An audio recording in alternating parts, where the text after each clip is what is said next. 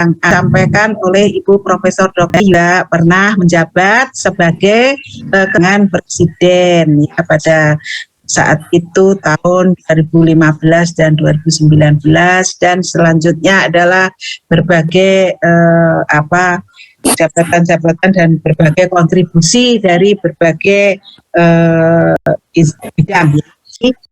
Jadi hari ini itu seminar kelanjutan ya dari seminar demi seminar yang diselenggarakan oleh program S3 akuntansi ya, untuk kita semuanya ya, untuk semua konsentrasi di program doktor ya. Nah, di sini memang merupakan kewajiban kami ya untuk terus berikan pembaharuan fenomena ya yang baru ya tentang perkembangan ilmu yang demikian cepatnya ya, sehingga kita juga harus dengan cepat berlari mengejar ilmu-ilmu tersebut, karena hal ini nanti harus ya kita masukkan dalam penelitian kita ya, karena kewajiban kita sebagai mahasiswa, akademisi maupun sebagai dosen itu utamanya tentunya adalah penelitian ya. Dari penelitian inilah sehingga kita bisa menyebarkan suatu isu-isu baru. Nah, untuk memperoleh isu baru kita juga harus menggali, mengkaji ya isu-isu tersebut. Nah, itulah kewajiban kami di perguruan tinggi untuk terus mengembangkan ilmu melalui seminar. Nah, kali ini topik seminarnya itu sangat menarik ya, green economic. Nah, ya di sini nanti saya harapkan Bapak Ibu aktif bertanya. Tidak perlu malu-malu, ini keluarga sendiri ya, keluarga program doktor, tidak ada yang lain ya, sehingga disinilah kita nanti saling tukar pendapat ya. Mungkin Bapak Ibu ada juga yang sudah membaca lebih dulu ya, terus sehingga bisa koordinasikan dengan Prof. Sri ya, bagaimana kalau tentang ini, tentang itu begitu ya, sehingga seminar ini nanti bisa berjalan dengan ramai ya, dengan hidup dan semoga bisa memberikan manfaat. Demikian juga terima kasih para alumni sudah pada hadir, kemudian juga dosen-dosen ya juga ada di sini semua. Saya mohon partisipasinya. Kiranya tidak perlu panjang lebar, ini juga udah 10 menit sendiri ya. Dengan demikian seminar resmi kita buka. Nah, dengan demikian kami persilahkan Prof. Dr. Sri Adiningsih untuk memulainya. Terima kasih. Wassalamualaikum warahmatullahi wabarakatuh. Terima kasih Prof. Eti. Bapak Ibu nih dosen, teman-teman dari USAPI, mahasiswa, mahasiswi, alumnus. Saya tidak tahu apakah ada juga pimpinan dari IE ataupun program sana ya, dan mungkin banyak anak ya Prof. Eti. Saya sudah tua. Assalamualaikum warahmatullahi wabarakatuh. Selamat siang, salam sejahtera bagi kita semua. Om Swastiastu, Namo Buddhaya, salam kebajikan. Pertama-tama nih Dewa yang baru lebaran ini saya ingin mengucapkan selamat Hari Raya Idul Fitri. Belum terlambat kan ya, minal aidin. Belum. Ini Prof. Eti itu teman lama ya. Nah, ini makanya pokoknya daftarnya lama banget lah, baik ibunya ya. Makanya kalau saya yang minta beliau itu teman lama gitu ya. Terima kasih. Iya, dan saya ingin share ini peran green economy dalam pembangunan berkelanjutan di era digital. Ditunggu. Harus ada era digital. Karena dunia sekarang kan sudah berubah begitu ya. Sehingga apalagi kalau kita ini di kampus ini kan diharapkan sebagai Center of Excellence juga mengikuti perkembangan lah ya, supaya tidak ketinggalan karena memang dunia sudah berubah gitu ya. Sehingga saya tambahkan di era digital ya, dan saya akan mengelaborasinya secara garis besar dan menggabungkannya dan kaitannya juga dengan digital. Saya bukan akuntan, ekonom, makro, sehingga tentunya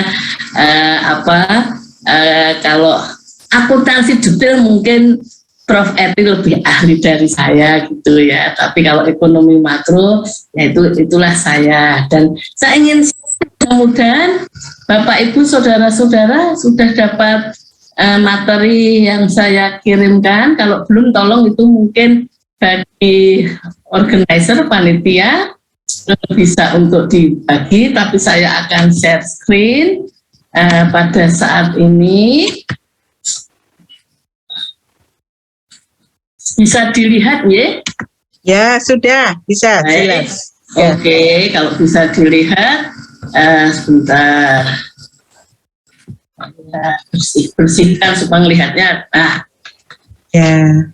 Peran green economy dalam pembangunan berkelanjutan di era digital.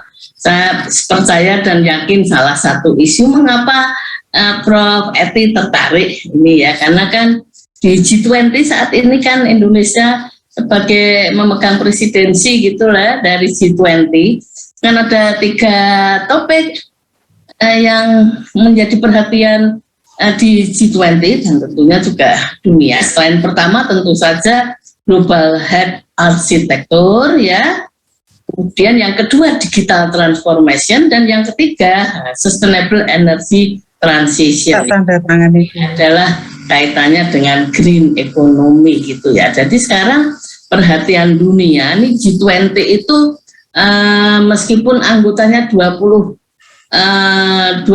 ya, tapi kan Eropa itu satu ya, menjadi satu, sehingga kalau bicara ekonomi dunia ya 80% lah, 70-80% penduduk ekonomi dunia, dan ya semuanya lah pokoknya dunia itu ya kalau di G20 itu sudah semuanya hampir tercover, dampaknya signifikan ya. Dan di sana yang sekarang menjadi isu adalah tadi digital dan energy transition, selain kesehatan tentu saja. Sehingga kita masuk ke situ. Tapi mungkin ini kan karena juga dari mahasiswa akuntansi ataupun lulusannya gitu ya. Kalau di ekonomi, kita ekonomi biasa berdiskusi, dan kalau belajar ekonomi pembangunan sustainable development itu udah dari S1 juga belajar gitu ya. Ini meskipun tentu saja kan kemudian dalam perkembangannya tentu saja juga karena bukan hanya masalah teoritis yang ada di kampus ya, ekonomi berkelanjutan, tapi juga kemudian diadopsi oleh UN sehingga ada SDGs ya, Sustainable Development Goal global, termasuk negara-negara yang menjadi anggotanya ya. Kalau definisinya UN ya, kalau secara sloppy nih ya, kalau pembangunan berkelanjutan ini mungkin saya sampaikan ini ya. Jadi kita ini kadang-kadang ekonom, kalau kita bicara membangun ekonomi ataupun juga berbisnis, itu ya hanya dari sudut pandang nilai-nilai ekonomi saja, bisnis saja gitu ya. Dan ya cukup sama, ekonom tuh hanya melihatnya dari aspek hitung-hitungan, itu ya hanya ekonomi saja. Padahal kan ternyata kalau kita ingin berkelanjutan ya, maksudnya bukan hanya untuk generasi sekarang, tapi juga generasi yang akan datang ya, supaya bisa menikmati hidup seperti yang kita nikmati, bahkan mestinya lebih baik gitu ya. Sehingga kita nggak bisa hanya membangun ekonomi saja, misalkan membuat produk-produk makin baik, makin canggih, makin efisien, termasuk hidup makin sejahtera. Tapi kalau kosnya adalah sosial, ketimpangan meningkat. Wah, kalau mungkin akuntan itu tidak isu besar ya, tapi kalau bagi ekonom itu isu besar. nggak mungkin berkelanjutan. Katakanlah kalau ada sekelompok masyarakat super kaya, hanya dia saja, yang lainnya miskin, kan itu tinggal menunggu waktu akan menimbulkan kerusuhan. Itu dari sosial ya. Yang seberapa ini minta maaf, ini harusnya equitable ya, sehingga lebih equitable ya. Tapi selain itu kita juga nggak bisa membangun pabrik misalkan ya. Jadi kalau akuntan hitung-hitungannya kan bagaimana efisien ya, termasuk bisnis ya. Kemudian yang yang terbaik, kompetitif. Ya, tapi kalau merusak lingkungan bagaimana? Kan juga kita menjadi saksi di Indonesia kalau lingkungan rusak, sehingga akhirnya kan juga nggak bisa berkelanjutan ya. Beberapa daerah saya pernah dengar tuh dari staf saya tuh di Pusat Studi Asia Pasifik UPN, itu ke daerah sekitar Cilacap itu ada daerah-daerah pantai yang akhirnya rusak lingkungannya gitu ya, karena pendangkalan, dan juga akhirnya nggak bisa lah untuk kehidupan seperti sebelumnya gitu ya. Dan juga daerah-daerah lainnya saya percaya kalau di luar Jawa banyak ya. Sehingga nggak mungkin lah ya, sehingga paling tidak kalau kita bicara ekonomi berkelanjutan ini dari sisi ekonomi, meskipun ini kebalik ya, mestinya dari sini ke sini, itu nggak mungkin hanya membangun ekonomi, pakai hitung-hitungan angka-angka ekonomi saja nggak mungkin ya. Itu akan berkelanjutan ya, harus sosialnya juga equitable ya, kemudian juga lingkungan itu bisa dijaga dengan baik. Nah, ini adalah secara teoritis itu, tapi kemudian sustainable development ini ya, sustainable development definisi yang biasanya banyak dipakai untuk operasional ya, terutama di dalam berbagai UN ini ya, as development that meet the need of the present without compromising the ability of future generation to meet their own needs. Sehingga kita nggak boleh egois. Kalau ingin berkelanjutan, bukan hanya di kita yang sejahtera makmur, tapi juga anak cucu keturunan kita yang akan datang. Sehingga nggak bisa semuanya dihabisin sekarang. Hutan dihabisin sekarang. Ya, yang besok-besok dapat apa dong? Kemudian juga laut dihabisin sekarang, dan lain-lainnya. Air dirusak ya. Sehingga nggak bisa ya. Itu adalah kelanjutan. Dan kita sebenarnya kalau melakukan praktek seperti itu good for us, tapi untuk anak cucu nggak baik ya. Dan kemudian ya UN kemudian juga ada SDG, Sustainable Development Goal, untuk 2030 nanti kita akan diskusikan ya. Itu adalah Sustainable Development ya. Kemudian Green Economy ya. Ini kalau gampangnya inilah. Pilar sustainable, ini adalah green economy. Jadi ekonomi ya, ekonomi ini biasanya kita bicara manufaktur, financial capital ya, dan juga ya pertumbuhan ekonomi, kesejahteraan, lapangan kerja, inflasi dan sebagainya. Ini adalah kalau kita bicara green, itu meskipun tumbuh berkembang, itu juga efisien, makin resource-nya makin efisien ya. Tidak kemudian kalau Bapak Ibu baca akhir-akhir ini ya, Indonesia geger, seingat saya kita dari sampah, limbah sampah yang terbuang dari makanan saja, itu kalau tidak salah 300 triliun ya. Kalau Bapak Ibu ada yang membaca mengikuti, jadi 300 triliun seingat saya. Coba coba saya cek sebentar ini. 300 triliun angkanya besar sekali. Saya juga terkejut. Ternyata besar sekali ya ini. Sampah makanan Indonesia mencapai 330 triliun anyway. Jadi itu kan penggunaan resources makanan, minuman, daging, ayam, beras, nggak efisien ya. Dan ya itu bayangkan 330 triliun itu banyak loh. Itu kalau kita semuanya makan dan memasak yang dibutuhkan itu bisa untuk membangun tol seluruh pulau-pulau 5 pulau besar di Indonesia saja cukup, itu besar sekali uangnya ya, dan itu kita buang ya. Ya, jadi itulah green. Kemudian selain itu ya ekosistem ya, natural resources ini di maintain dengan baik ya, agar supaya tidak rusak. Tapi juga tentunya dalam konteks ini juga human well-being ya, maksudnya kesejahteraan semuanya juga mendapatkan manfaat lah ya dari sini, bukan hanya sekelompok orang tertentu.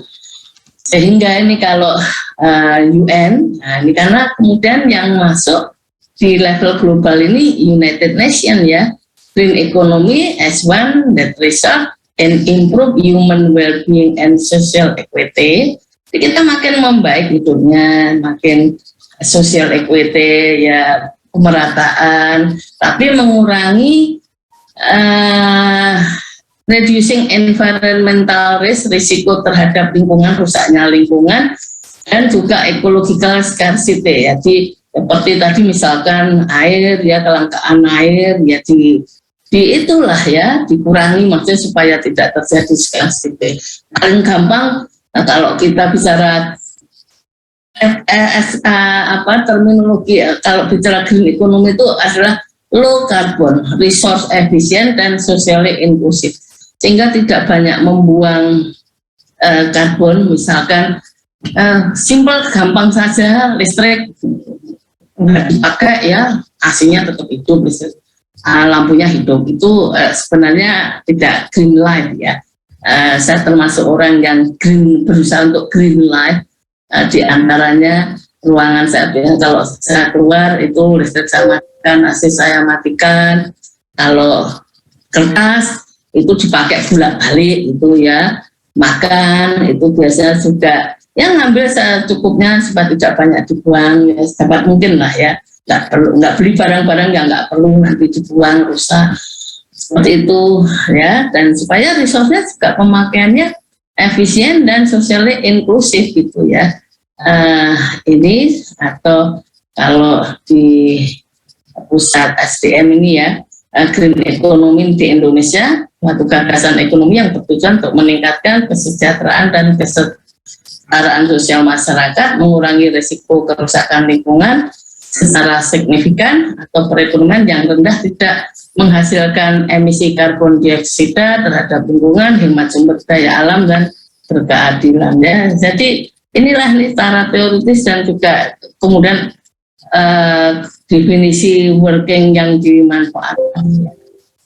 Bapak Ibu yang saya hormati, ini sebenarnya menarik ya, bahwa kalau kita bicara SDGs Index, maksudnya pencapaiannya sebenarnya sejak 2015 dicanangkan, ini yang tadi saya sampaikan dengan UN tadi ya, targetnya 2015 sampai 30, sebenarnya dari tahun ke tahun meningkat ya, hanya setelah mengalami pandemi, mengalami penurunan ya di semua kawasan, karena memang pandemi ya dampaknya besar sekali. Dan kalau kita cermati Bapak Ibu, ini adalah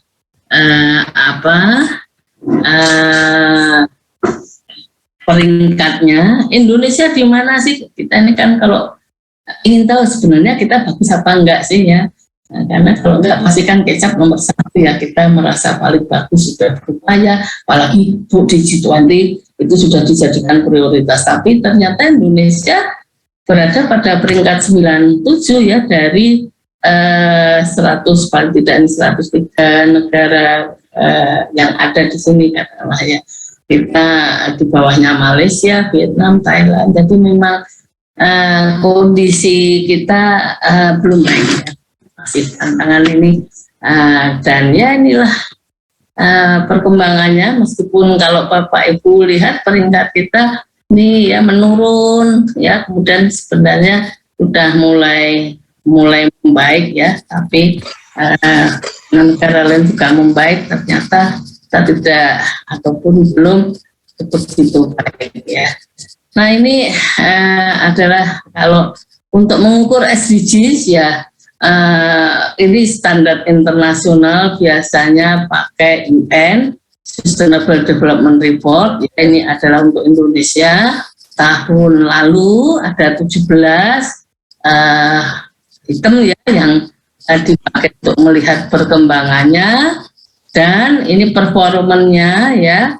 Ada banyak poverty, zero hunger dan sebagainya. Tapi kalau terkait dengan lingkungan, terkait dengan yang kita diskusikan saat ini ya agak terkait. Ini nomor 6 clean water and sanitation, ini pasti terkait ya, ada kaitannya. Affordable and clean energy ya, ini juga tentunya kalau dikaitkan pasti ada, karena ada CO2 emission from fuel emission for electricity and heating ya, dan kemudian juga sustainable cities and communities, ini juga adalah ini concentration yang ada, pengukuran yang masuk. Kemudian juga climate action ya, life below water ya, misalkan di sini ada fish caught that are then discarded ya. Ya, ini di sini Indonesia ya, life on land ya, termasuk di sini red list index, species survival ya, berapa besar survive, kemudian juga fresh water dan sebagainya. Tapi yang ingin saya sampaikan, ini seperti ini datanya nggak ada, ini memburuk, ini membaik. Jadi memang kita ini yang membaik nggak banyak. Ini aja fish caught on over exploited or collapse stock, ini yang membaik. Terus di sini climate action yang membaik, emission imported and import ya. Tapi kalau emission from fossil fuel combustion and cement production ini memburuk. Jadi anyway ya, kalau kita lihat record Indonesia secara umum memang nggak banyak kaitannya dengan isu kita green ya, ekonomi, lingkungan, sustainability yang membaik. Makanya kita peringkatnya juga cukup rendah, yaitu pada peringkat 97 dari 165 negara, jadi di tengah-tengah pada tahun 2021.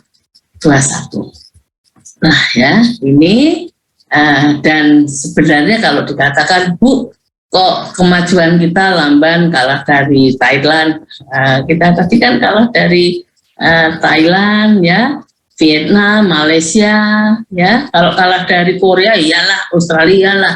Tapi kalau dari Thailand, Vietnam, Malaysia, Brunei itu kan rasanya kok bisa ya, pastikan pertanyaannya begitu. Tapi sebenarnya Indonesia ya itu di dalam kebijakan pembangunan RPJMN, rencana pembangunan jangka menengah nasional 20-24, ini sudah mainstreaming SDGs ya. Jadi sebenarnya di semua aspek kebijakan yang diambil itu ya mencoba dimasukkan agar pencapaian SDGs 2030 itu on track bisa dicapai, seperti nggak ada kemiskinan, mengurangi ketimpangan dan lain-lainnya, termasuk menjaga lingkungan, environment and disaster resilient gitu ya.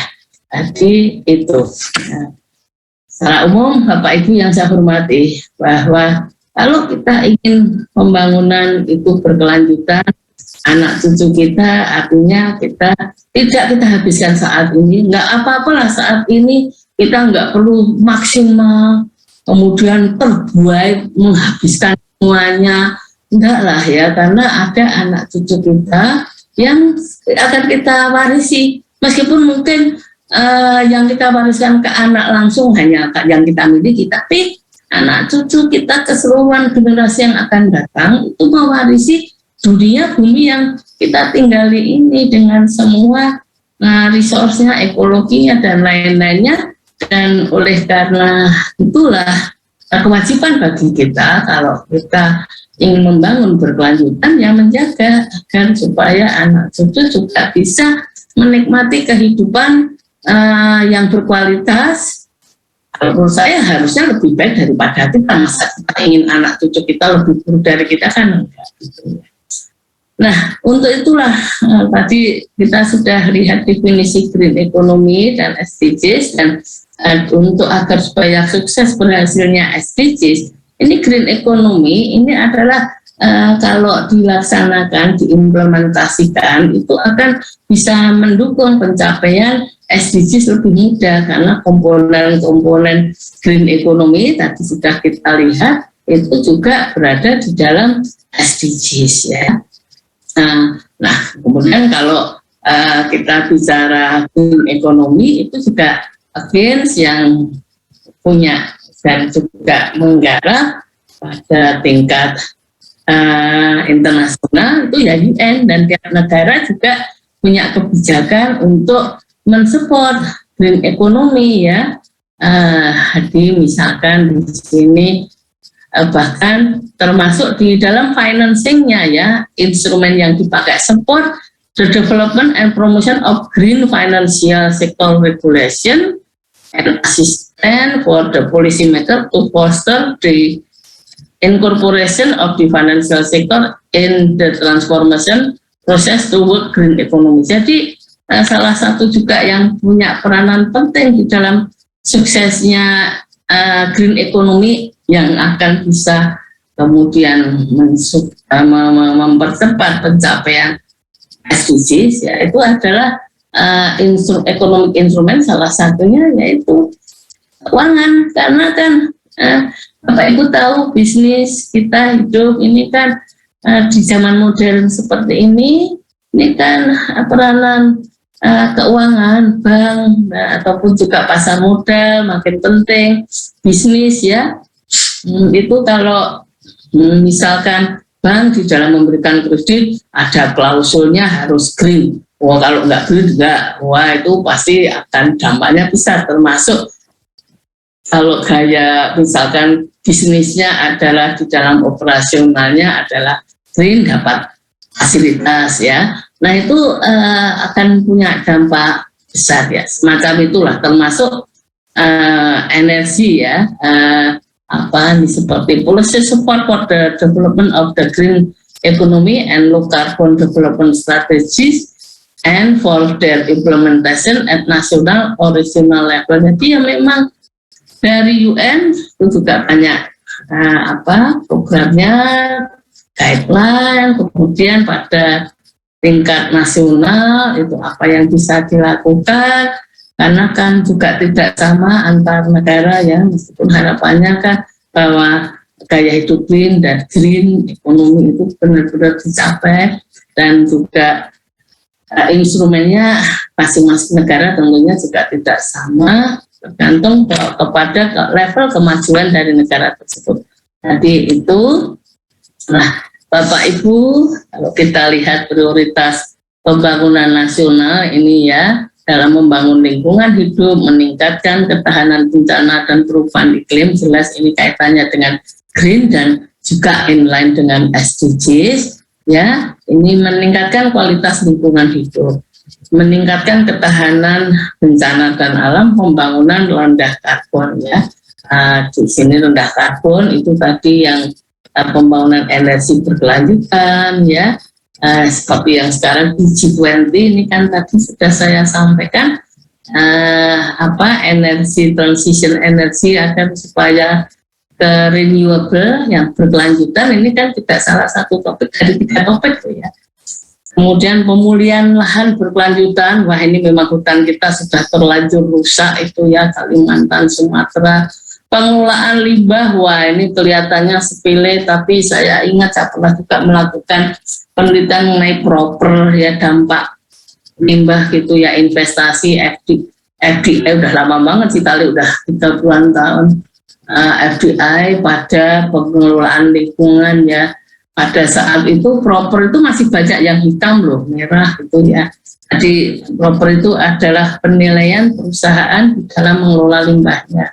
Jadi kalau dia itu limbahnya dikelola dengan baik, bahkan yang terbaik itu dapat emas gitu ya. Ada beberapa yang dapat emas itu, yang buruk sekali hitam, merah, biru, hijau, emas gitu. Saya ingat saya begitu.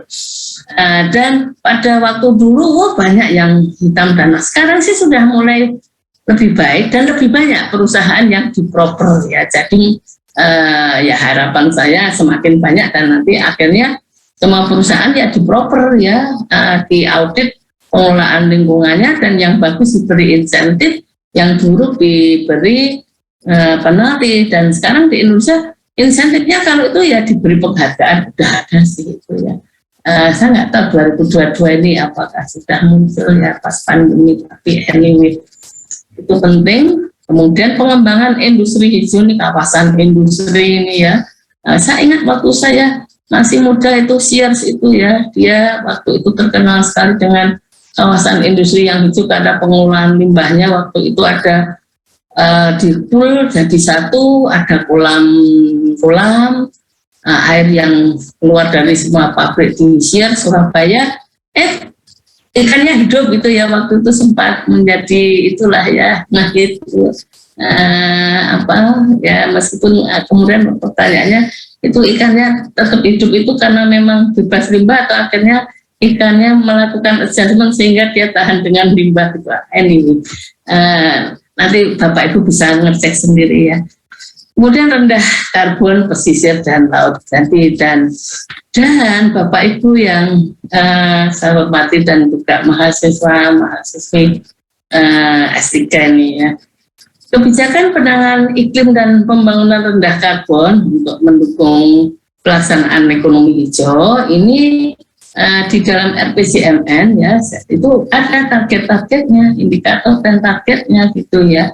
Jadi tidak bekerja tanpa, tadi kan memang mainstreaming masuk ke semua aspek, dan sebenarnya juga di Indonesia ada target-targetnya. Mungkin kita lihat aja beberapa ya.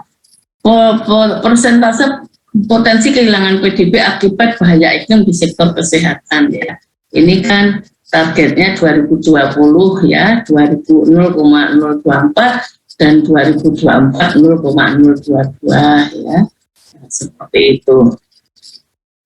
Kemudian juga misalkan kita lihat kalau Bapak Ibu tertarik pengelolaan limbah nih ya, ini jumlah rumah tangga yang terlayani tempat pembuangan akhir dengan standar sanitary ini ya naik misalkan.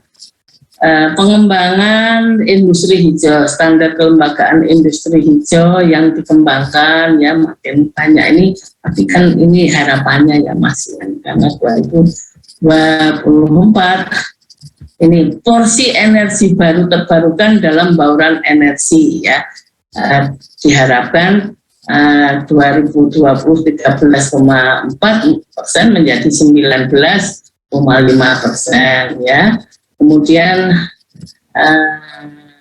persentase penurunan emisi gas rumah kaca terhadap bus lain pada sektor pesisir dan kelautan naik, tapi ini pun juga sudah di-cap, kalau tidak ini bisa naik tinggi sekali. Jadi anyway, tidak berarti itu naik, berarti memang dinaikkan, enggak, itu memang naik ya, tapi itu juga sudah ditahan supaya naiknya tidak terlalu tinggi. Itu pun juga perlu upaya, tidak dengan begitu saja kemudian bisa ditahan sebesar itu, dan itu pun belum tentu tercapai ya. Jadi itu Bapak Ibu,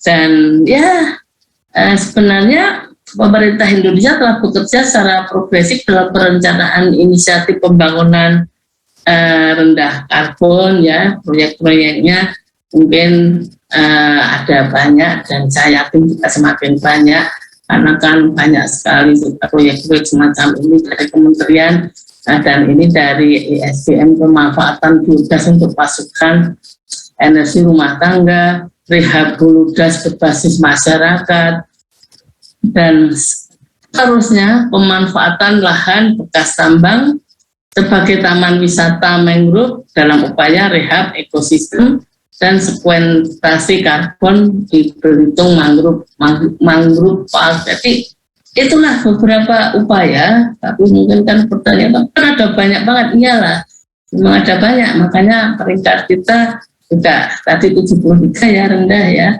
karena memang kerusakan alam yang kita miliki, hutan yang kita miliki, yang diturunkan oleh katakanlah pemerintah-pemerintah sebelumnya, ya terutama pada Orde Baru itu kan hutan rusak, laut rusak, sehingga memang ya tidak mudah untuk kemudian mengembalikan ya. Tapi anyway paling tidak kita sekarang berupaya. Dan kalau ditanyakan pemerintah serius nggak sih Bu? Ya sebenarnya kalau dikatakan tidak serius juga enggak, ada Kementerian Lingkungan Hidup sejak Orde Baru ya. Bahwa hasilnya masih belum seperti yang diharapkan, that's true. Tapi bahwa pemerintah punya program, bahkan ada kementeriannya, itu menunjukkan keseriusannya gitu ya. Dan tentunya perlu dari masyarakat juga ikut terlibat supaya kalau kita ingin generasi yang akan datang juga menikmati kehidupan dengan baik dan lebih baik, itu ya memang kita harus mau mengurangi keinginan kita ataupun juga konsumsi kita untuk generasi yang akan datang. Nah, Bapak Ibu yang saya hormati, ini adalah peta jalan transisi menuju energi netral, ya.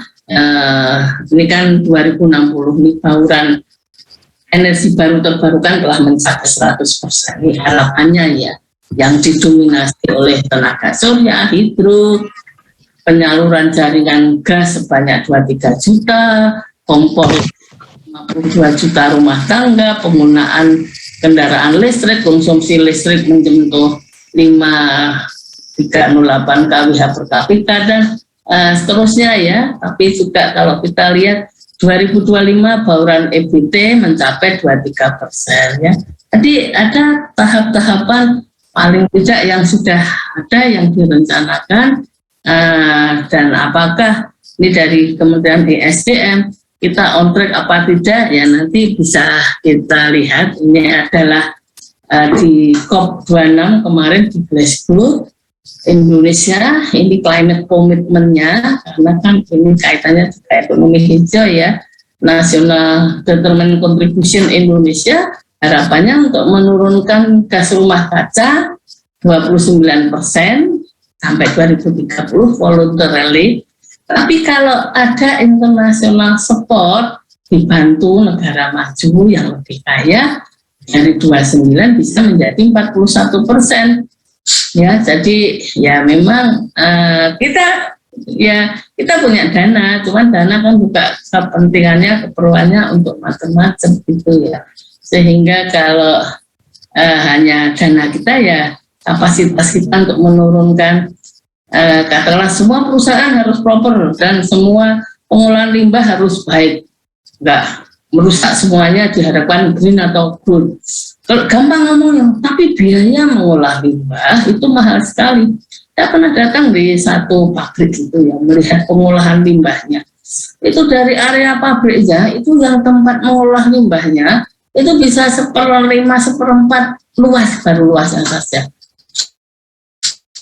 Belum lagi juga membangun macam-macam pengolahan limbah, dan itu mahal sekali gitu ya. Dan kadang-kadang kalau di pasar barang yang dihasilkan pabrik yang mengolah limbah baik, misalkan di negara yang mengolah limbahnya baik, dengan misalkan biasanya dari Tiongkok itu pengolahan limbahnya belum baik, sehingga kan kalau produk itu dihasilkan dengan sudah pada proses pembuatannya limbahnya diproses dengan baik, itu biasanya akan lebih mahal dibandingkan kalau pengolahan limbahnya nggak baik ya. Itu kan selalu menjadi pro kon di dalam apakah negara sedang berkembang ini perlu juga seperti negara maju mengelola limbahnya dengan baik, emisi gas rumah kacanya targetnya seperti negara maju. Karena ada yang mengatakan nggak fair dong, kan dulu juga ngundulin hutan, udah maju kaya, terus kemudian kita baru mau berkembang, sekarang ini kok targetnya sama ya. Ada pro kon seperti itu di tingkat internasional ya.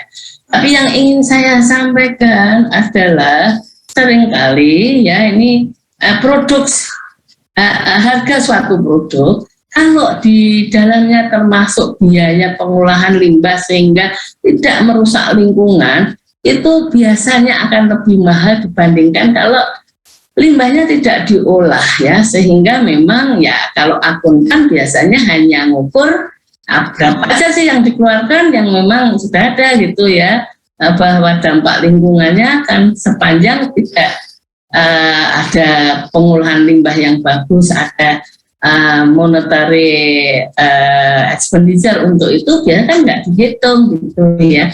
Nah ini adalah selalu menjadi pro and con di ekonomi ya. Dan juga targetnya tadi ya renewable energy ya, karena energi ini dampaknya besar di dalam global warming. Bayangkan saudara, kan energi kita bicara listrik untuk mobil, pabrik-pabrik ya, ini rumah kita ini seperti pakai AC di Jakarta, saya yakin hampir semua ruangan pakai AC. Jadi itu ya targetnya 23% tadi sudah ada. Net zero by 2060 or earlier ya, tadi sudah kita diskusikan. Cool, nah ini komitmen no nuclear fire power plant ya, committed setelah 22. Jadi mestinya setelah mulai tahun depan nggak ada lagi pembangkit tenaga listrik ataupun penggunaan coal di dalam pembangkit ya tenaga listrik ataupun untuk kegiatan-kegiatan yang itulah ya, fire power ya. Dan no more coal after 2056, but might be accelerated in 2040s ya. Accelerated retirement of coal plant ya, ini supaya ya setelah 2030, tapi anyway ini adalah janji kita, komitmen Indonesia waktu di COP26 di Glasgow tahun lalu gitu ya. Apakah bisa dicapai Bu? Ya itu nanti tergantung ya, tergantung kita semua, pemerintah juga, bukan hanya pemerintah sekarang yang akan datang, Pemda, gaya hidup kita. Apakah kita semuanya bergaya hidup green? Ya tadi saya ceritakan makanan banyak dibuang 330 triliun setahun ya, saya kira itu ya. Jadi udah artinya ini harus kerja dari semua pihak. Ini kalau kita lihat ya di dunia ini nampaknya banyak kan itu masih menggunakan natural gas ya, coal ya, itulah dunia kita yang pakai renewable itu masih sedikit itu lihat ataupun hydroelectricity ya, nuklir juga ya lumayan tapi ya kecil lah. Banyak kan yang masih pakai yang tidak renewable lah, yang akan merusak lingkungan. Dan ini kalau di G20 juga Bapak Ibu, ini ternyata anggaran yang dikeluarkan oleh negara-negara di dunia ya, ini untuk support banyak kan untuk yang masih merusak fosil ya, yang clean itu nggak banyak ya. Jadi ya lihat aja makanya hitam, agak hitam itu, yang hijau kan dikit itu, yang clean itu juga nggak banyak ya. Jadi itulah potretnya di dunia, dan ke Indonesia lihat masih hitam, masih fosil ya, unconditional, maksudnya yang memang pakainya fosil lah. Dan share large renewable ya, yang semakin banyak green untuk energinya ini, Iceland, Norway, Brasil, Sweden, New Zealand, Australia ya. Jadi itulah itu pun juga ya, kalau Iceland negara kecil sih ya, kalau yang negara besar biasa juga nggak mudah. Dan saja seperti Jerman juga 17%, meskipun seperti Brasil lumayan 45% ya. Jadi itu gambarannya, apalagi ini Energy Transition Index menuju ke renewable, itu Indonesia masih rendah tuh 56, dan yang tinggi ya tadi negara yang pakai renewable-nya makin banyak, Sweden, Norway, Denmark, dan sebagainya. That's the picture Indonesia dan global. tidak mudah untuk pakai gaya hidup green ataupun kehidupan green ya, meskipun kita semuanya tahu itu diperlukan gitu ya. Good newsnya sebenarnya secara umum paling cost of renewable energy di solar ya, matahari ini turun banyak, termasuk ini ya onshore wind ini juga turun, termasuk offshore wind ya, angin ya, meskipun ada yang naik nuklir ya, kan kemana ada kerusakan. Jadi anyway, itulah kabarnya. Dan ternyata di dunia negara-negara ini energi ini yang banyak disubsidi, energi industri subsidi, new aman policies, dan ternyata tetap banyak yang fosil gitu ya. Di dunia ini masih banyak tergantung pada fosil meskipun kita mulai turun gitu. Itu tadi secara umum. Jadi di global juga nampaknya ketergantungan pada fosil masih tinggi, ada transisinya nggak mudah, di Indonesia apalagi masih hitam, dan juga meskipun biaya energi yang berkelanjutan renewable itu semakin turun, tapi juga biaya untuk setupnya nggak mudah dan harganya nggak murah gitu ya. Misalkan seperti kita bicara pembangkit, nggak usah pembangkit lah ya, Biserti itu ya yang pakai kelapa sawit ya, Biserti untuk solar, itu kan harganya mahal banget ya, pakai kelapa sawit gitu ya. Jadi memang harganya mahal gitu ya, sehingga bauran energi Indonesia ini ya targetnya ini pencapaiannya meningkat sih, tapi cenderung selalu di bawah target gitu ya. Dan itulah Bapak Ibu. Dan tadi saya ceritakan yang biodiesel itu kosnya mahal, apalagi sekarang kelapa sawit di internasional harganya mahal sekali, sehingga kalau dijadikan Biserti ini berarti subsidinya juga banyak banget, meskipun memang dananya pakai dana dari pajak ekspor sawit ya, badan pengelola dana sawit itu BPDS kelapa sawit itu ya. Oke, dan selain itu jangan lupa sebenarnya untuk juga go green pemerintah ini ya ada insentif fiskal untuk mendukung EBT di Indonesia ya, ada beberapa.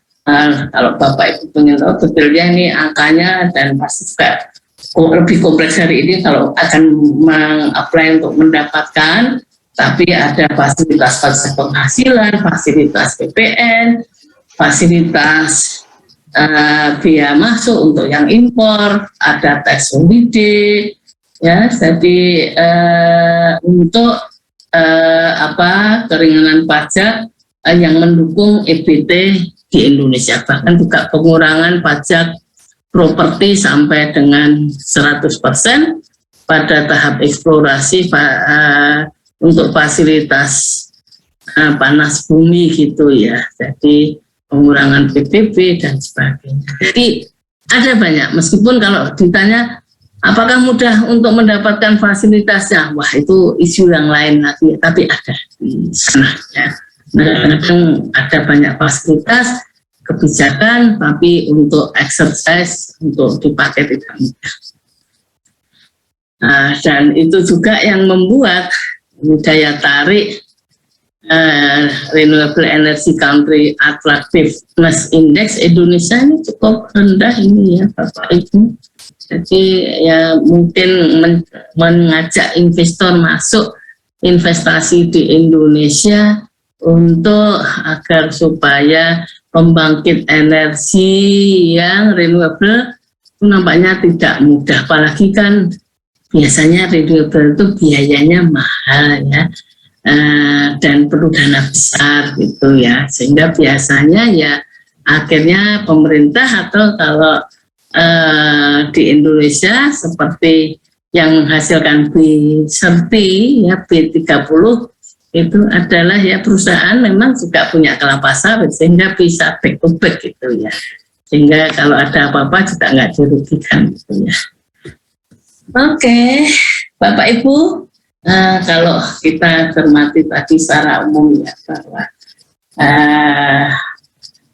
upaya untuk agar supaya ekonomi hijau bisa berhasil diimplementasikan internasional, dan itu adalah juga terkait dengan pencapaian Sustainable Development Goal gitu ya, ataupun ekonomi berkelanjutan, itu sebenarnya udah ada banyak, dan bahkan tadi saya ceritakan di G20 aja menjadi salah satu prioritas ya, transisi energi untuk renewable, karena kan salah satu penghasil terbesar gas rumah kaca adalah dari sisi energi ya.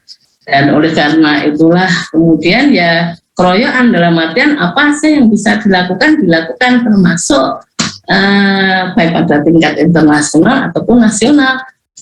Dan Indonesia ini juga aktif bukan saja hanya dengan UN, UNDP, tapi juga ini inisiatif keuangan berkelanjutan. Kita juga aktif ya, ini BI, OJK, ini ya.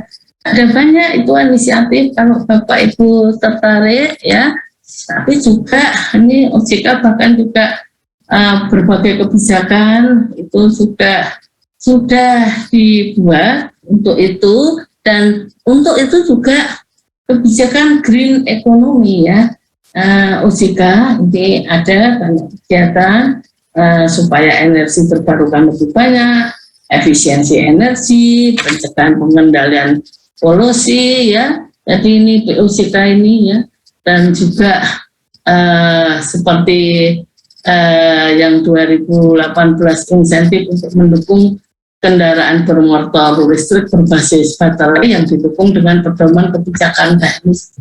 Ada insentif pengurangan biaya pungutan 25% dari biaya pendaftaran dan pernyataan pendaftaran green bond. Ya, ada sudah ya, untuk sustainable juga ada green ya, itu juga ada dari OJK. Bank Indonesia juga ada berbagai kebijakan untuk mendukung, karena selain energi dari sisi finance, keuangan itu dampaknya besar, karena semua bisnis perusahaan itu kan juga mereka dalam membangun investasi, mengembangkan perlu lembaga keuangan, finance, sehingga kalau di situ dijaga dampaknya pasti besar sekali ya. Termasuk ini BI, ini ada kredit properti, pembiayaan properti yang green, ini ada berwawasan lingkungan ditambah 5% dari maksimum loan to value dan lain-lainnya ya, termasuk properti berwawasan lingkungan dan pengaturan uang muka untuk kredit kendaraan bermotor atau biaya pembiayaan kendaraan bermotor nih, bisa batasan minimum uang muka dikurangi dan sebagainya, termasuk kendaraan bermotor berwawasan lingkungan ini kan penyelesaian untuk perubahan sebelumnya nih, penilaian untuk penilaian agunan bisa dinaikkan ya kalau dia berwawasan lingkungan gitu ya. Jadi OJK BI keroyokan di situ. Dan mungkin Bu itu kan otoritas Indonesia ini, kita lihat pada tingkat internasional ini bank-bank ini ada JP Morgan, Wells Fargo, ya Citigroup, ini mereka juga masuk, beberapa bank dan perusahaan mulai ke renewable energy dan clean energy internasional, karena kita semuanya kan juga ingin hidup green, termasuk finance ya, bukan hanya energi, dan kita semuanya karena ingin agar supaya dunia yang kita tinggali ini juga berkelanjutan, tidak rusak dan tidak muncul scarcity, katakanlah untuk misalkan air, makanan dan lain-lainnya. Dan inovasi financing scheme ada banyak. Kalau Bapak Ibu tanya saya detailnya gimana, saya juga bukan keahlian saya, tapi ini artinya ada banyak kemungkinan yang bisa dilakukan, bisa nanti dicek sendiri. Apalagi kalau Bapak Ibu mungkin belajar S2, S3-nya manajemen, ini kan belajar strategi bisnis, strategi investasi seperti ini ya, nanti bisa dikembangkan sendiri, tapi poinnya adalah bahwa ada banyak mekanisme yang bisa dilakukan dan sudah banyak dilakukan oleh bank-bank besar. Nah, di Indonesia bagaimana? Ya, di Indonesia sudah mulai juga ini ya, praktek bank dan Bursa Efek Indonesia dalam mendukung green banking dari BNI, BNI Go Green, Bank Mandiri, Sustainable Bond, BCA, Bank BJP, KPR Green, Satu Rumah Satu Pohon, dan lain-lainnya, termasuk Bursa Efek ini ya, untuk diberi insentif kemudahan untuk penerbitan green bond, green sukuk. Ya, jadi ini, dan saya yakin kalau dicari lagi juga bank-bank lainnya pasti banyak masih ada gitu ya. Dan juga apa saja yang green itu saya percaya juga semakin lama semakin banyak ya. Ini paling tidak yang bisa saya sampaikan gitu ya. Jadi itu kemudian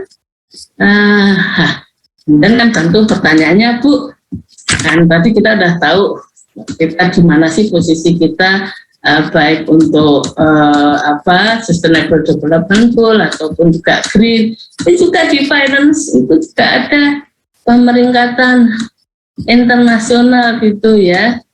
Jadi Bapak Ibu nih, Green Finance Index bisa dibandingkan lah antar negara. Nah, Indonesia ini balik lagi juga kita ini rankingnya rendah itu ya, 59, meskipun lebih baik dari New Delhi, gitu ya mungkin, tapi kita jauh di bawah KL gitu ya. Jadi ini artinya bahwa dari support keuangan terhadap green economy itu ada ya, sudah berkembang, hanya nampaknya dibandingkan dengan negara lain kita ini masih ketinggalan gitu ya, masih rendah. Jadi ini tantangan, dan oleh karena dan ini instrumen yang dipakai untuk mengukur tadi ya. Jadi itu, dan ya sebenarnya juga OJK kemudian juga banyak melakukan berbagai inisiatif untuk green economy.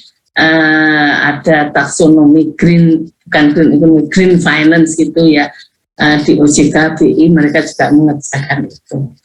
Bapak Ibu yang saya hormati, tadi kalau kita ikuti perkembangannya, pembangunan berkelanjutan ya, green, di mana green sukses berhasil juga akan mendukung pembangunan berkelanjutan.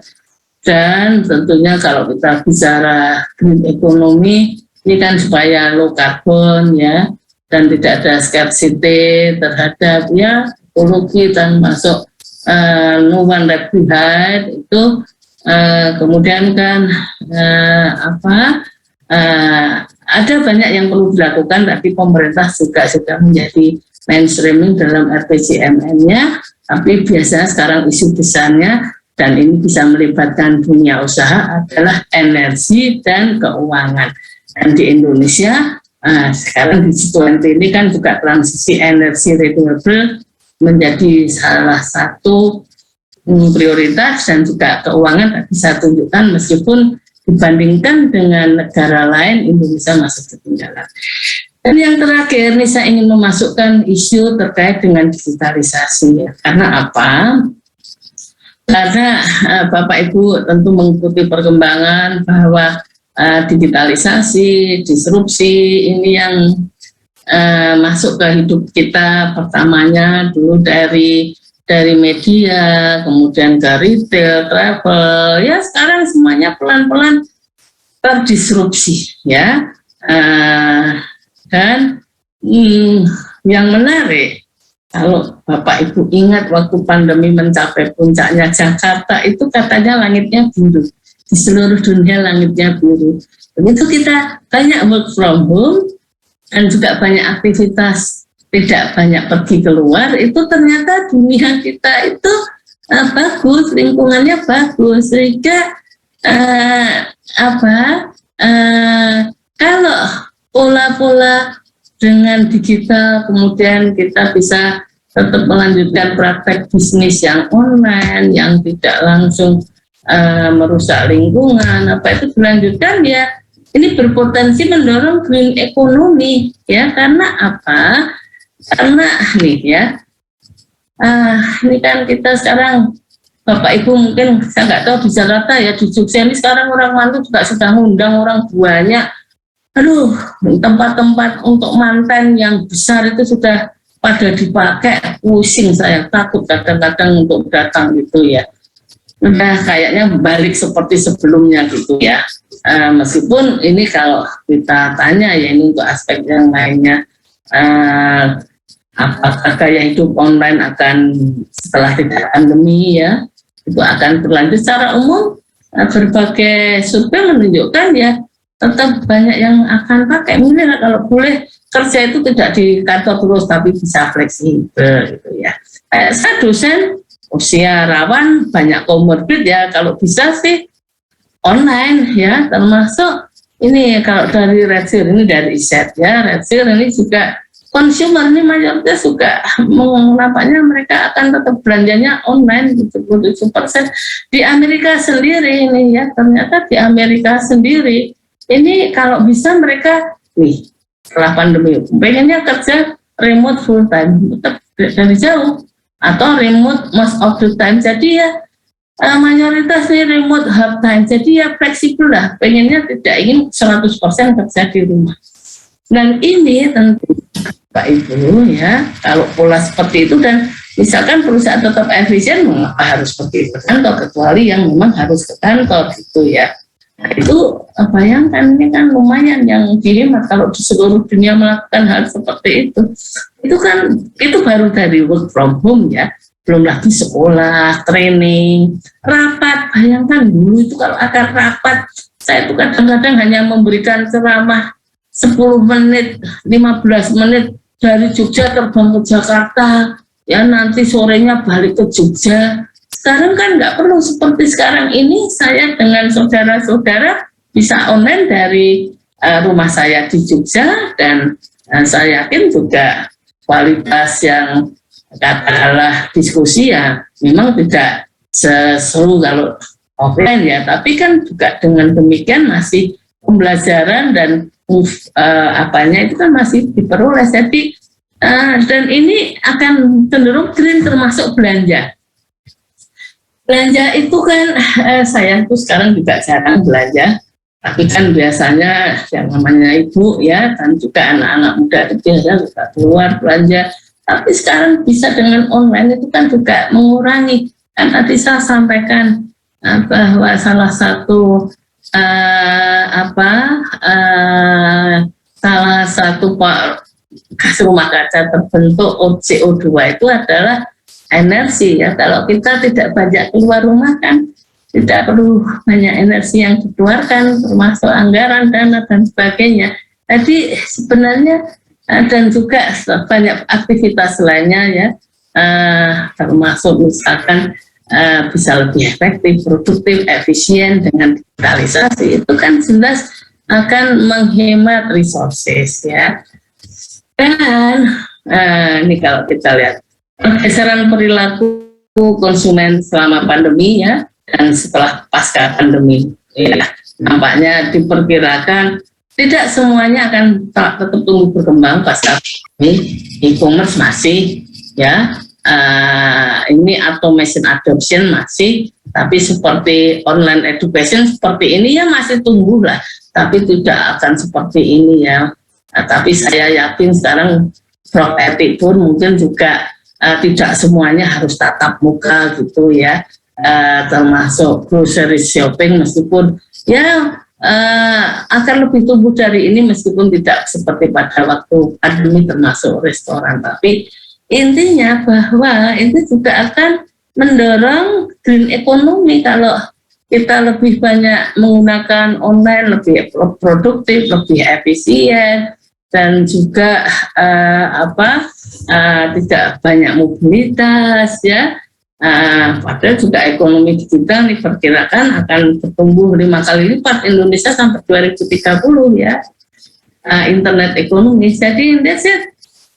itu juga bisa mendukung penerapan green economy bisa dipercepat dengan digitalisasi. Ini terakhir supaya bisa banyak jawab kesimpulan saya, Bapak Ibu dan saudara-saudara, bahwa pembangunan ekonomi ya mesti sejalan dengan pembangunan sosial dan lingkungan agar bisa berkelanjutan, sehingga kesejahteraan yang kita nikmati saat ini juga bisa dinikmati generasi yang akan datang dan berkualitas ya, tidak asal hidup gitu ya. Saya pernah nonton film apa ya namanya World water gitu ya, saya lupa lah ya. Itu yang dunia jadi air semua, itu serem sekali saya nontonnya. Kalau dunia menjadi seperti itu ya. Kemudian green economy bisa memperkuat dan mempercepat pencapaian pembangunan berkelanjutan jika dilaksanakan dengan baik, karena memang tidak semuanya green economy itu adalah menjadi ada di fungsi SDGs ada di green economy, tapi banyak dari pilar green economy ataupun aspek green economy juga menjadi bagian ataupun juga sebagai pencapaian di dalam SDGs, sehingga tentunya kalau green economy bisa dicapai lebih baik, lebih cepat, juga pencapaian SDGs akan bisa lebih dipercepat. Kemudian implementasi green economy dengan melibatkan dunia usaha ya dalam operasi bisnisnya, tadi saya sampaikan. Misalkan ya sekarang Indonesia sudah mulai dengan proper itu yang sudah cukup lama, sekarang lebih banyak perusahaan yang ikut gitu ya, dan juga termasuk jangan lupa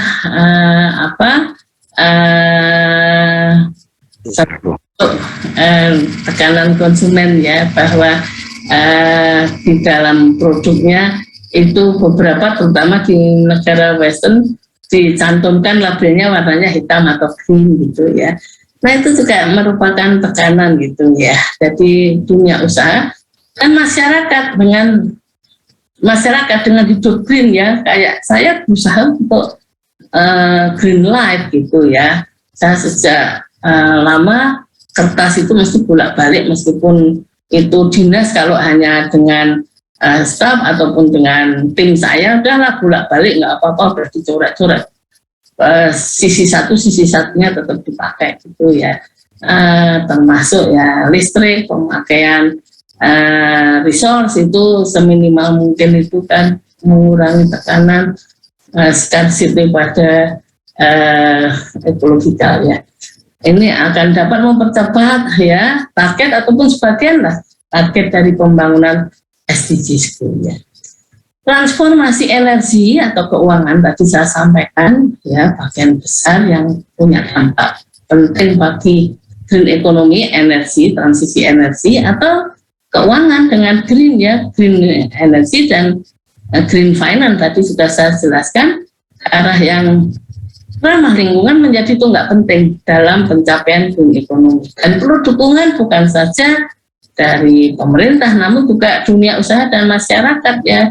Tadi saya jelaskan bank-bank raksasa juga sudah mulai masuk green finance ya, bank-bank di Indonesia termasuk BI dan juga dunia usaha itu kalau di internasional ada banyak yang dicantumkan warnanya hitam atau green gitu ya, dan itu untuk kelompok tertentu ada dampaknya kalau beli dilihat apakah green atau black gitu ya.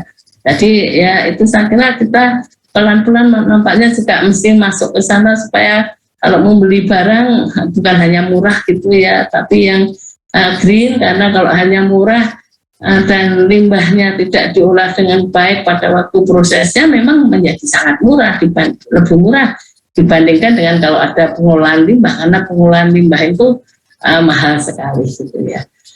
Ya sehingga gaya hidup ekonomi ataupun ekonomi digital seperti work from home, perdagangan online, sharing ekonomi. Bayangkan kalau dulu kan semua orang punya mobil motor sendiri, sekarang adanya sharing ekonomi termasuk kamar, ruang, itu kan ya udah bisa lebih efisien penggunaan katakanlah sepeda motor, mobil, termasuk ruangan gitu ya, termasuk belajar training yang dari rumah.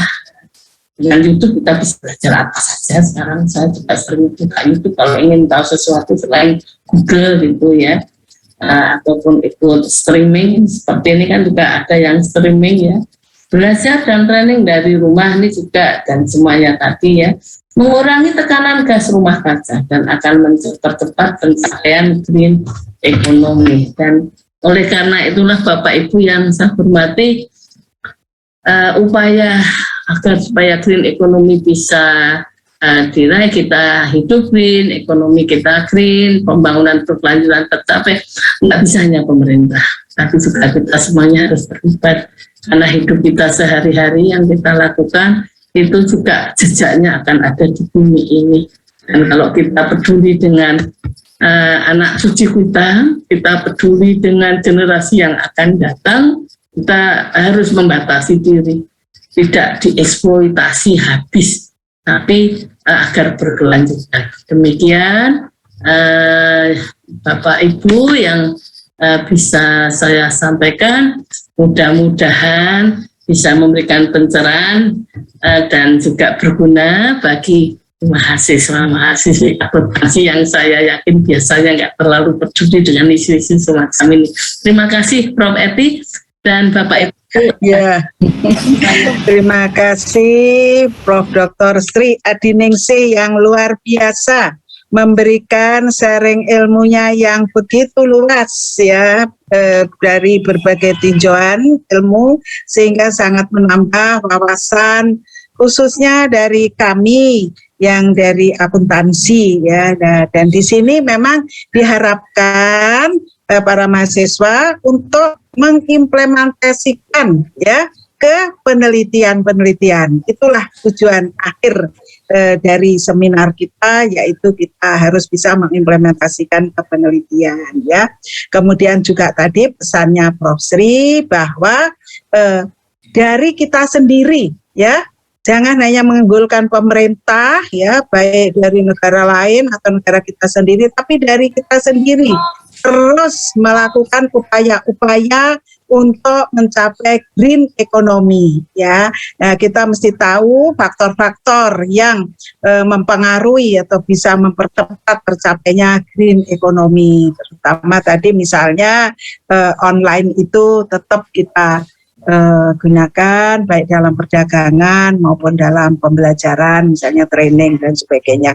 Ya, terima kasih sekali lagi Prof. Sri. Sekarang kita lanjutkan sesi sharing. Ya, kita buka sesi sharing.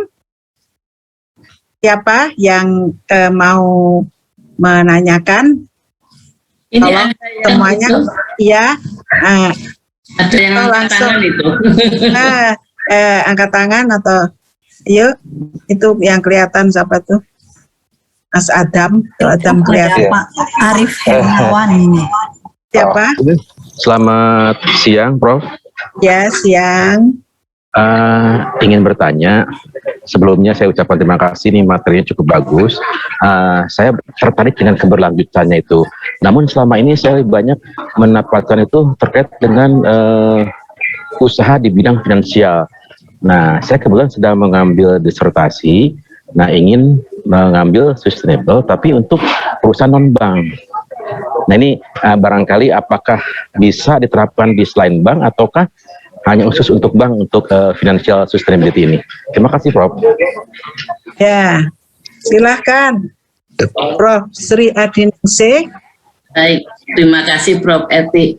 Ini tadi Saudara Arif, saya kira keuangan itu bukan hanya bank ya, meskipun di Indonesia banyak masuk itu bank gitu ya, tapi kan kita bicara seperti efek Indonesia itu kan BII tadi saya sampaikan juga mulai ada, dan mestinya kalau non bank itu seperti lembaga pembiayaan, termasuk selain pembiayaan mungkin ya finance company, mungkin juga venture capital ya, itu diantaranya ya. mestinya mereka dalam kaitannya mempengaruhi investasi ataupun ekspansi agar green, dia bisa kemudian di dalam menawarkan pelayanannya itu memberikan insentif. Bahkan kalau perusahaan yang green itu dapat insentif, misalkan rate-nya dikurangi ataupun juga mungkin biaya administrasinya lebih murah seperti di BEI yang tadi saya sampaikan, green suku ataupun green bond itunya lebih murah. Jadi ada banyak lah ya, tadi kan kalau saya tunjukkan di tingkat internasional ada banyak, saya juga tidak tahu satu persatu detailnya bagaimana mereka operasionalnya, tapi ada banyak banget. Nanti Arif bisa ngecek cari sendiri lain-lainnya karena itu bukan hanya untuk bank. Demikian, terima kasih. Ya, terima kasih Prof. Sri Adiningsih. Bagaimana Mas Adam, sudah masih ada pertanyaan lebih lanjut? Mas Adam, sudah puas? Ada belum bertanya Prof, tadi Pak Arif ya, ada baru mau bertanya Prof. Sri. Oh tadi Mas Arif ya? Iya, tapi sudah ada rekan yang sudah ada raise hand dulu Prof. Oke, Pak Arif, ya udah oke. Sekarang berarti siapa? Pak Paul. Ya, Bapak Paul, Prof, yang kedua. Ya, Bapak Paul. Silahkan Pak.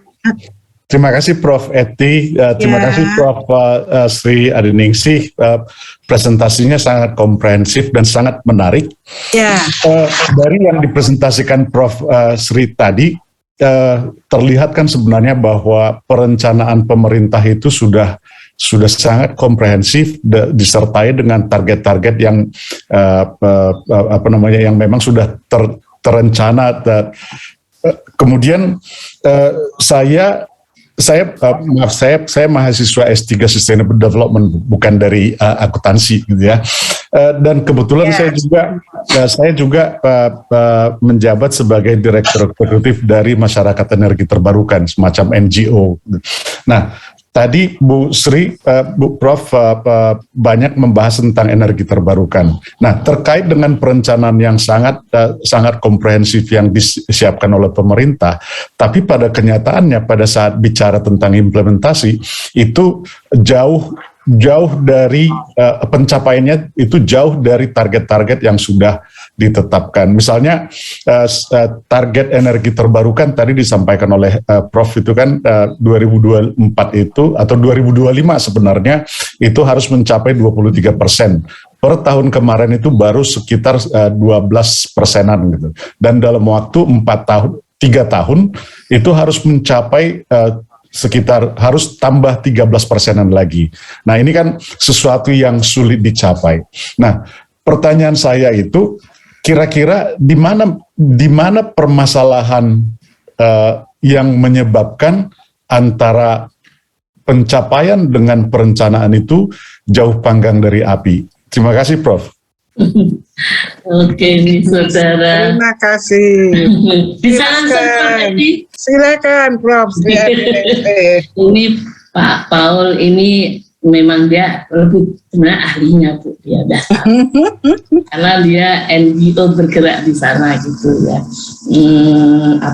Tadi kan saya sampaikan ya, pasti Pak Paul juga tahu salah satunya. Ini kan tergantung investor. Bunda pakai dana pemerintah juga kan harganya biayanya lebih mahal kan. Apalagi kayak panas bumi. Kan Indonesia banyak orang Pulau Jawa ini adalah daerah Gunung Merapi gitu ya. Tapi bayangkan orang di Aussie saja itu biayanya mahal, nggak kompetitif sama sekali gitu. Apalagi di sini termasuk tadi biaya renewable energy itu seperti B30 itu kan pasti Pak Paul tahu lah. Pasti juga banyak kritik pemerintah itu karena itu yang dapat uang puluhan ratusan triliun itu saja. Tapi anyway, memang itu tantangan besar ya. Dan unfortunately selain isu investasi biasa saja juga masih ada banyak. apalagi kemudian khususnya ke energi, karena biasanya kalau investasi ke energi itu kan perlu waktunya kan nggak 1-2 tahun kan untuk terrealisasi. Di Indonesia kan nampaknya itu selalu menjadi masalah, apalagi tapi kalau sudah jadi beroperasi kan harganya lebih mahal dari pasar ya, harga pasar. Nah ini siapa yang memboi gitu ya. Nah kalau itu adalah kelapa sawit kan ada dari badan apa itu pengelola dana sawit. Pengelola dana sawit itu ada itu, dan itu kan puluhan triliun setahunnya kan. Jadi bayangkan kalau yang lainnya gitu ya, sehingga memang tidak mudah. Dan tadi saya tunjukkan di beberapa negara subsidi yang diberikan itu bahkan kan juga masih banyak untuk yang coal, yang non renewable kan, dengan fosil kan, tadi saya tunjukkan.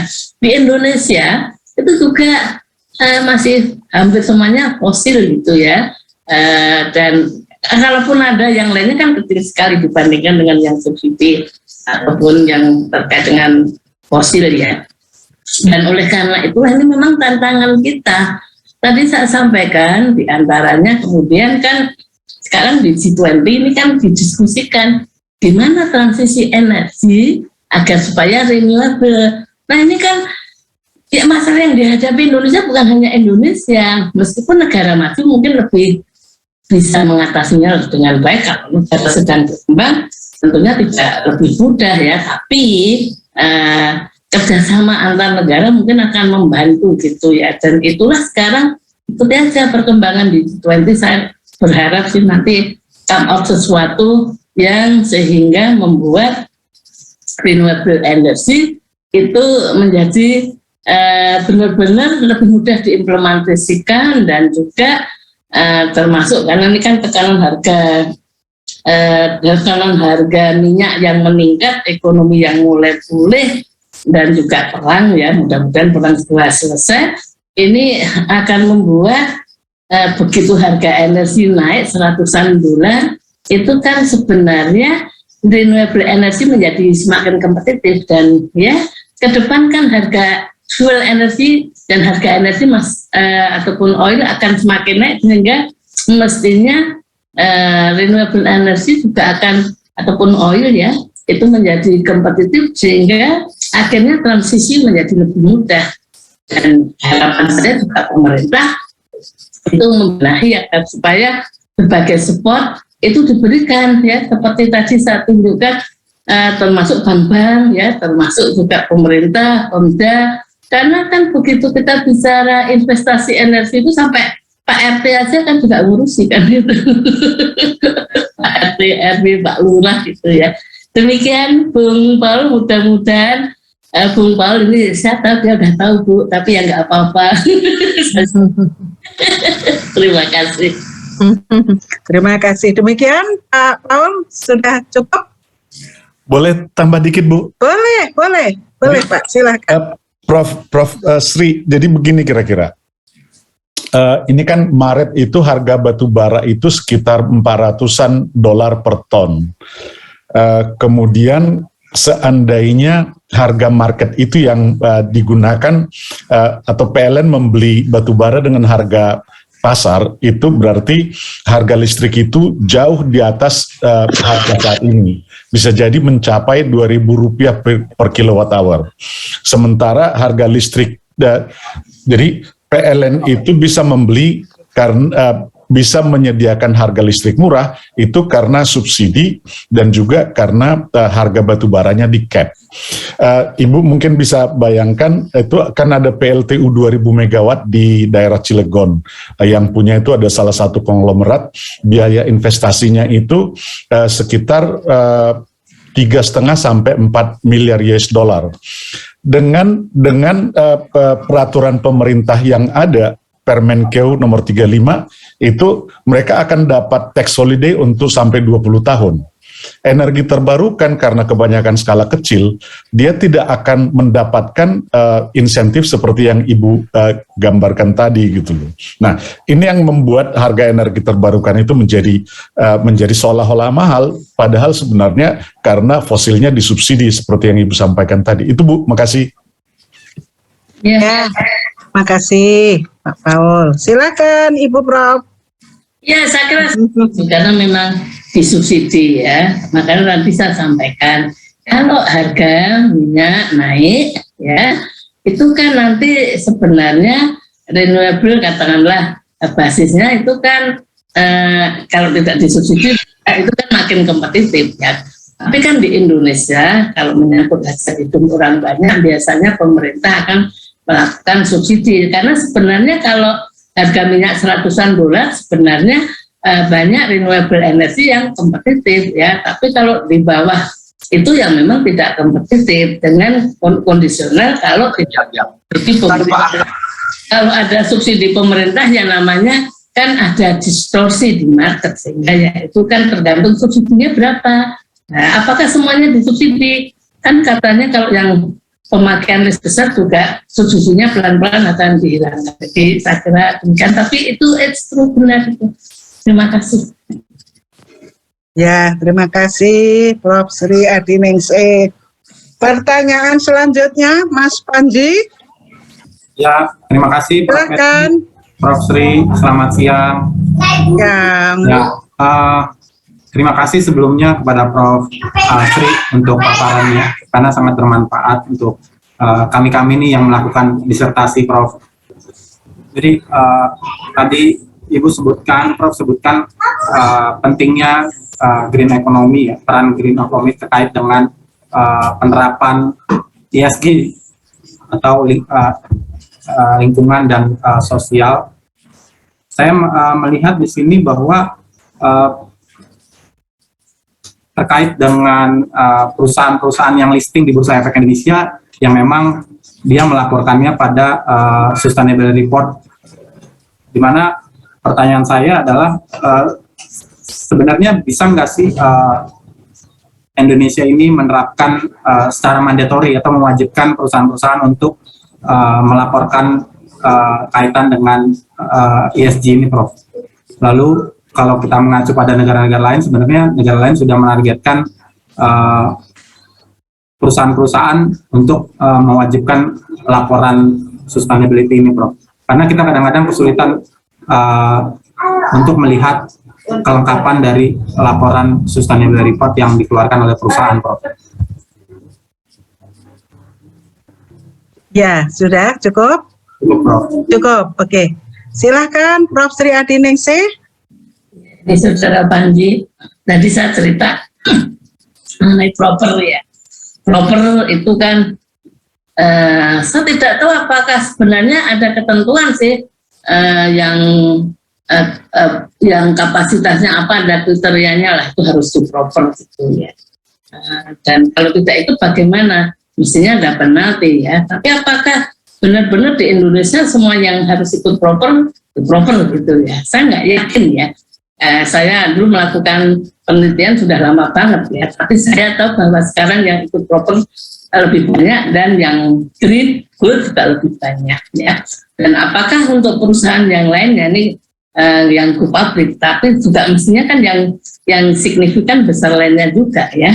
Itu apakah bisa dipaksa? Sebenarnya kalau udah di proper dia bisa report sih, kan dia bisa itu.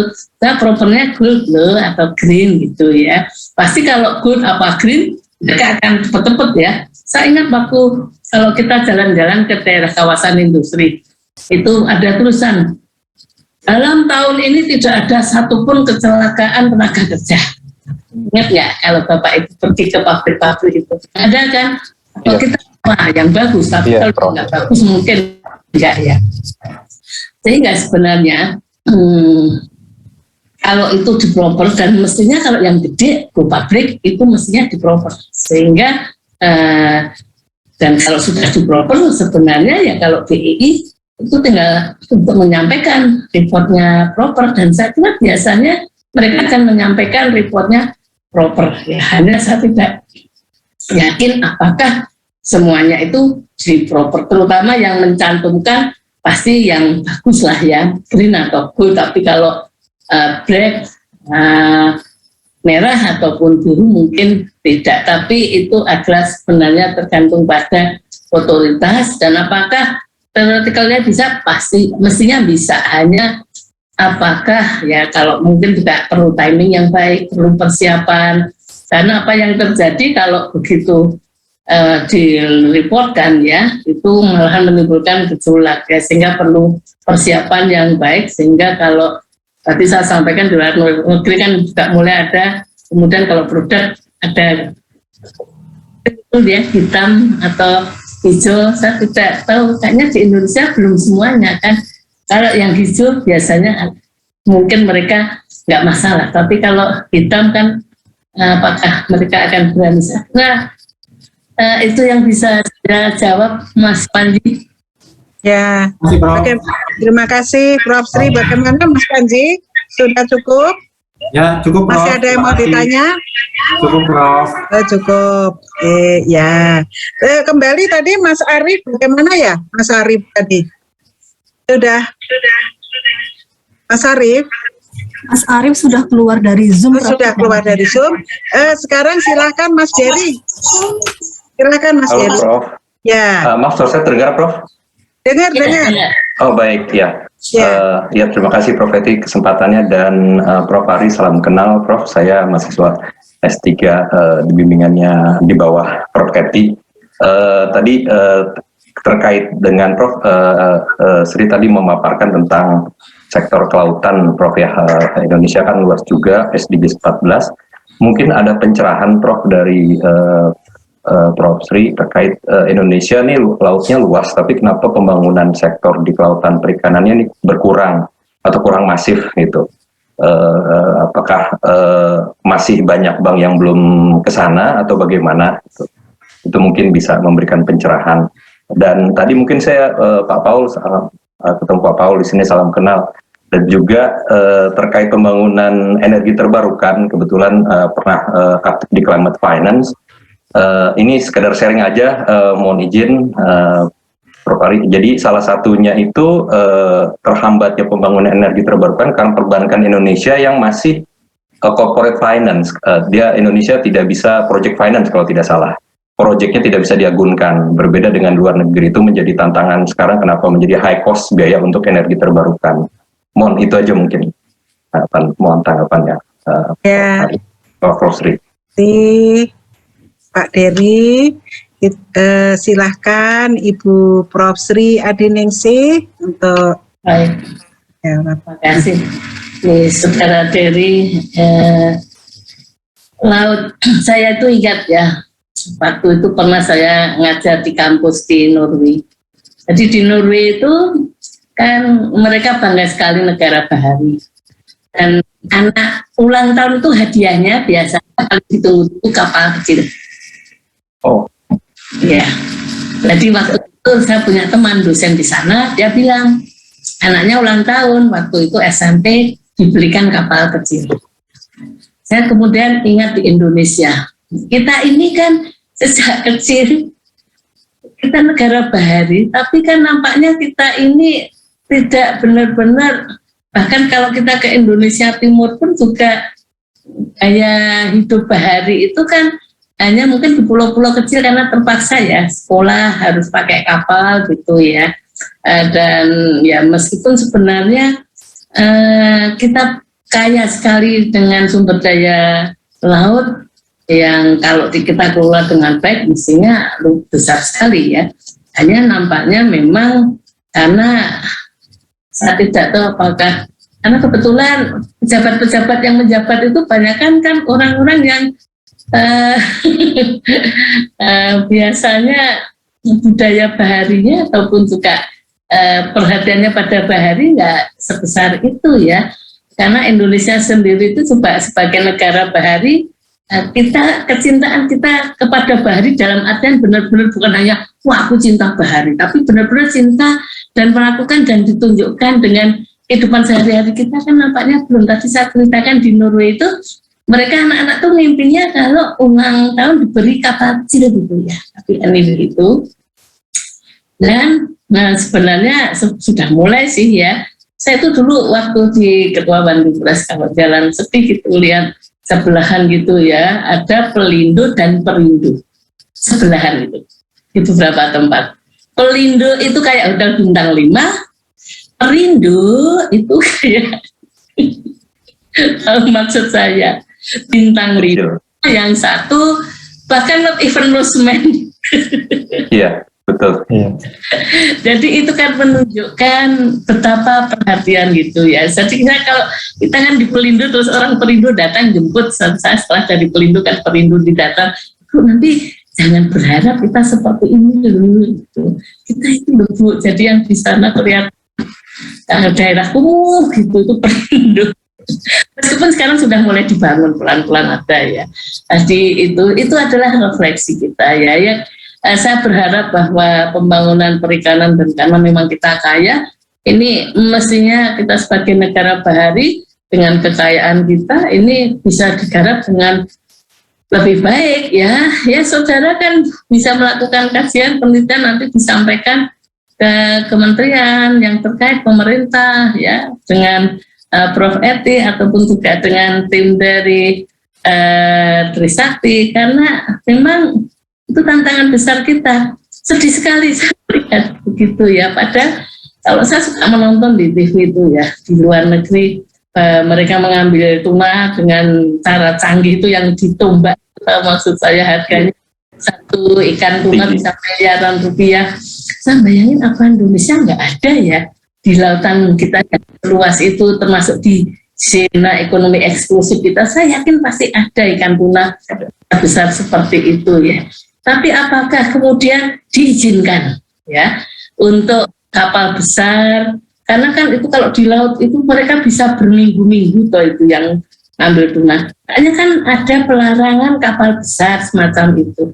Apakah pelarangan seperti itu yang tepat? Karena kalau dia harus pergi untuk ngambil tuna yang besar ke tengah laut sampai bulanan, itu kalau kapalnya nggak besar kan juga nggak mungkin ya.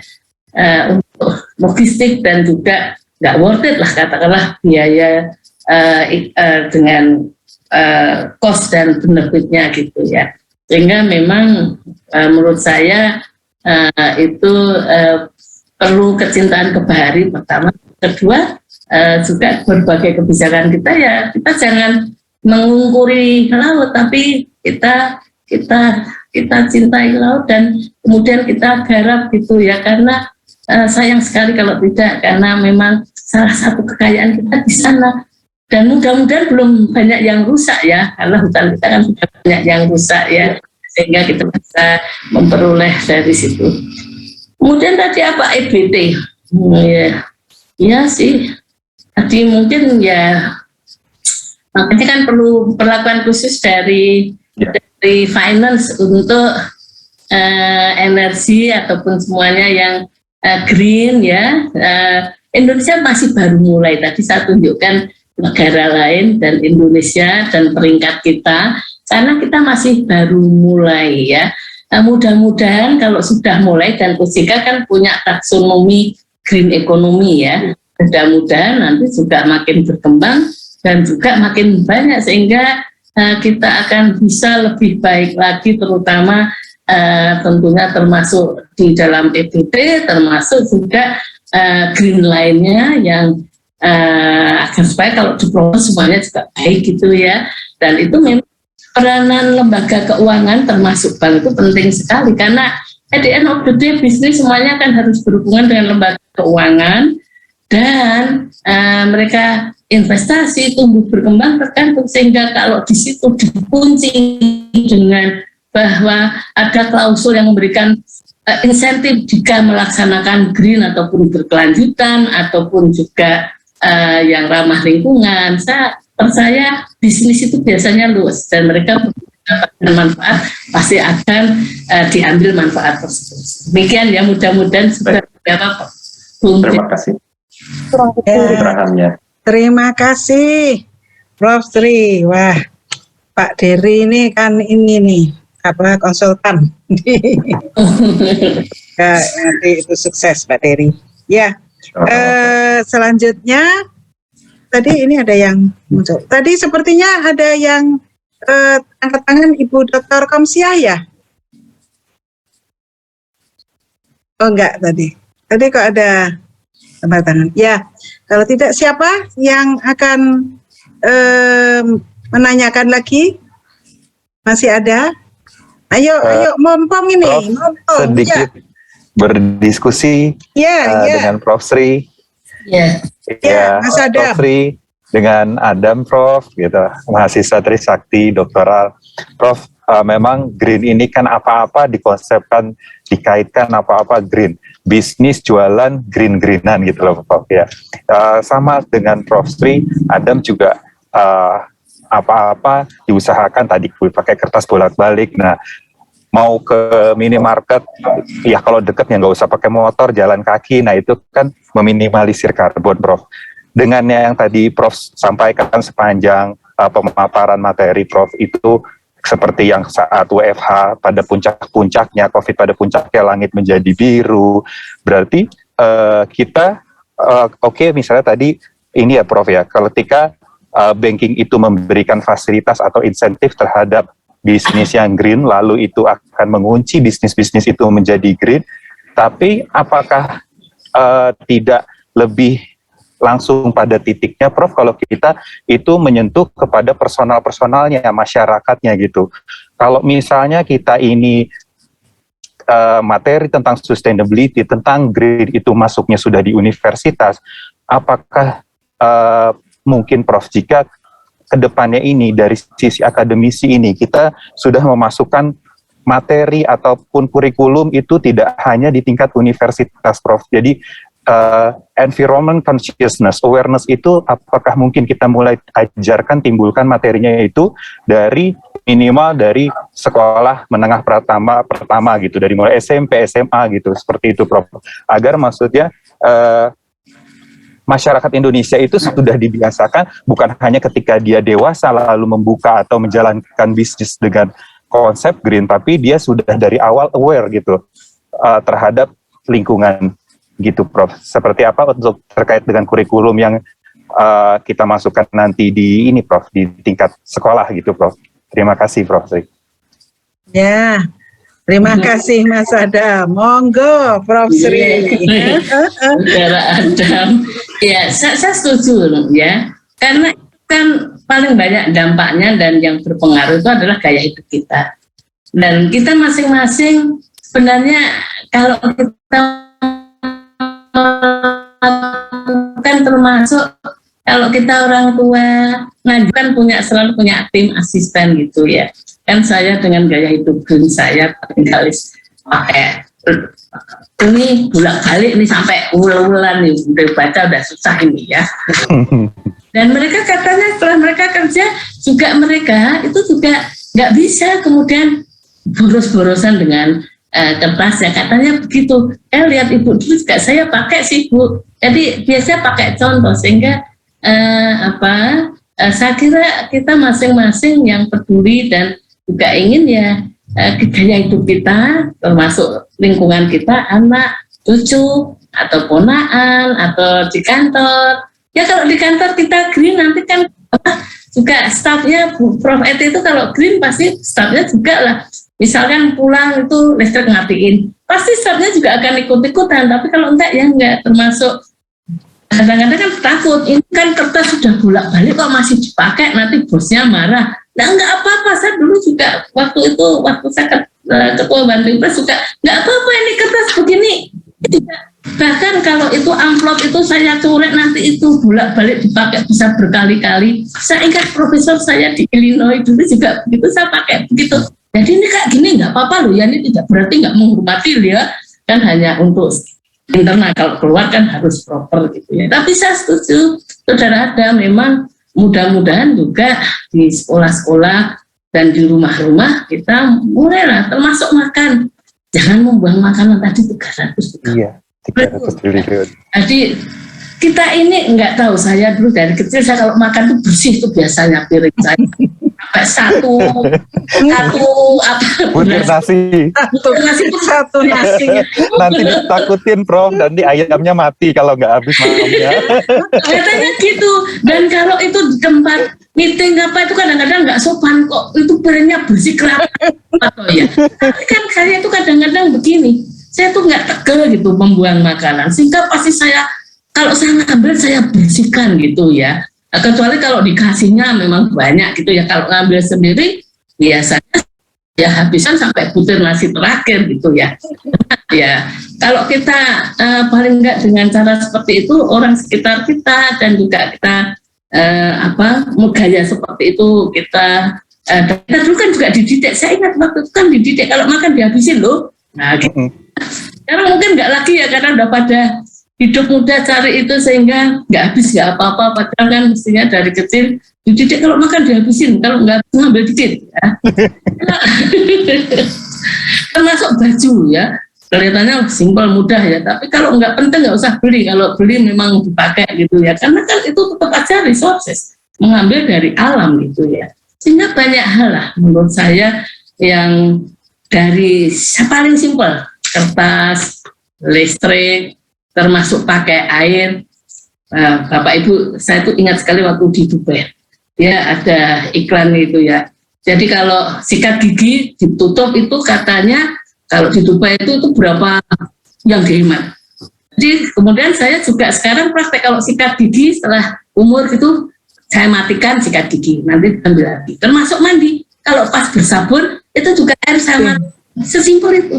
Tapi menurut saya itu juga merupakan salah satu bentuk green life saya gitu ya, simpel lah, tapi bayangkan seluruh Indonesia itu waktu itu di Dubai dihitung loh, dan kemudian ditunjukkan gede-gede gitu ya. Kalau kalian sikat gigi dimatikan pas nyikatnya, itu air yang dihemat dalam sehari itu berapa lapangan bola gitu loh, saya lupa lah, tapi banyak banget. Iya ya, itu kan banyak yang mengalir nggak kepake pas kita sikat gigi, itu kan berapa menit gitu ya.